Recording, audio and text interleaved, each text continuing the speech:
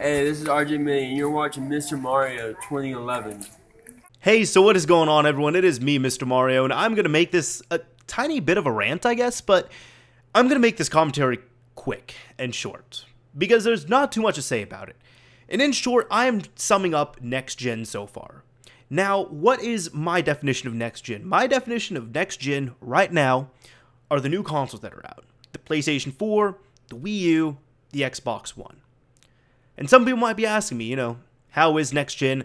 Should I get a next gen system? And I've made very long videos, talking about all the systems and saying, you should get this system if you like this. This system could still use some work. And I'll honestly say, right now, there's really no reason to get a next gen system. Now, the reasons are kind of coming up more and more now that we're seeing, games that were originally supposed to come out on both, both generations, the current gen and the next gen. The current gen versions are getting canceled.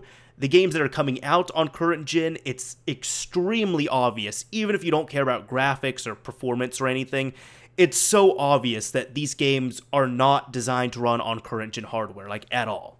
But they're still getting pushed on there. And honestly, I would rather see these versions canceled. And some people might not like to hear that, but honestly, if these versions are canceled, if the current gen versions are canceled, that's just more time and more resources they can put into the next gen versions of these games to make them even better. In short, I'm going to sum up next gen like this. Why is it that I could get an Xbox 360 for really cheap somewhere? Like, you can get, an Xbox 360. When I was fixing up these things, I was getting them for like anywhere from free to maybe $5, $10, $20. Why is it that you can get an Xbox 360 for really cheap, and the Xbox One, the complete bundle of it, is $500? Right now they're doing the discount, $450, but I paid $500 for mine. And it's been out on the market for over a year, and I can't send voice messages on it. Now, I'm not a big messaging person on consoles. I don't do it. If you're on my friends list, it's extremely, extremely rare for me to send out a message because I don't want to sit there and send out a message. But what I'm trying to say is, why is it that I have to turn on the old system to do something that the new system does not have, that can easily be patched in and implemented? It's not just the Xbox that's having this issue, no. The PlayStation 4 also has these issues. The PlayStation 4, I don't even know if it has it completely now, but wasn't it that audio CD support had to get patched in? Audio CDs. The things that have been around since, the 80s or 90s. The PlayStation 1, right out of the box, you could use it as a CD player. PlayStation 2, right out of the box, you could use it as a CD player. PlayStation 3, right out of the box, you could use it as a CD player. So the PlayStation 4, it still has an optical disc drive in there, and for some reason, they couldn't ship it with a disc player, an audio disc player. I don't get it. Now, I'm not 100% sure if they've patched it in or not, and it shouldn't matter, because the point of the fact is, that was a feature that had to get patched in later, which it should have come by default. Another big thing with messaging, as I said, on the Xbox One. Text messages are fine on there. Voice messages, where are they? Where are they? I'm not seeing it. And this is only these are two things I'm covering. The scary thing is, there's a lot of other things that are still progressively getting patched in. For example, the Xbox One, you could look at all my dashboard update videos, and many things there are things that are getting patched in that should have come by default.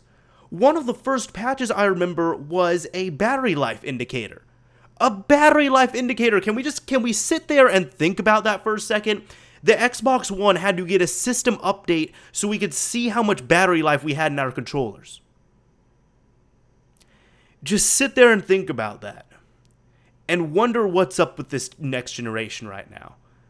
As I said, I should not have to turn on the old systems to utilize features and functions that the new systems don't have, especially at their price points, especially at, how upgraded they are compared to the older systems.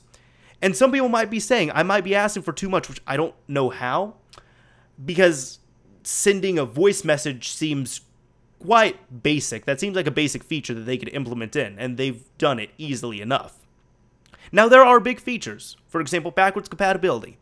Yes, I know the science behind it, I know the infrastructure behind it, I know why they can't not integrate it default or natively into these systems. I understand that. And let me also talk about the Wii U. The only thing I really want to say on this is the Wii U, whatever they're doing with Miiverse and all that, it's a hell of a lot better than what they did on the Wii. But it should not be as complex as it is to do something properly. For example, if I want to send a message to my friend on there, and this is an entire commentary about messaging almost, but if I want to send a message to my friend, I have to go to the home menu. I have to, bring up the guide menu. I have to open up Miiverse, and then I have to go in there, find my friend, send them a message, or I have to go and open up the Friends application, which these apps, they take a while to open. Open up the Friends app, find my friend on there, open up Miiverse through that, and do it through there.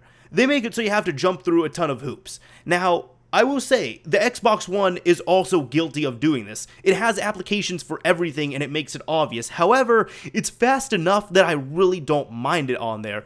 With the Wii U though, it's painful that you know about it. And it doesn't have proper notifications either. If you get like a message or something, like the little circle, the home button on there, it lights up. And it lights up once and that's about it. So none of these systems are doing anything proper or worthwhile is what I'm trying to say here. As I said, just sit there and think about it. Sending a message, this is just a topic on sending a message alone. Sending a message on the Wii U, needlessly complex. Sending a message on the Xbox One, you can't do voice messages. Sending a message on PS4, well, I'll put it like this. After the 2.0 update, prior to that, my friends list was broken. After that, my friends list was fixed, and my message system got broken. So it takes about 5 minutes to send out a message or else it times out. Now it's gotten a little bit better, but come on, man, really? Anyways, this is Mr. Mario, signing off. Thank you for watching, everyone. This has pretty much been Next Gen summed up thus far. If you don't have a Next Gen system, you're not missing out on much.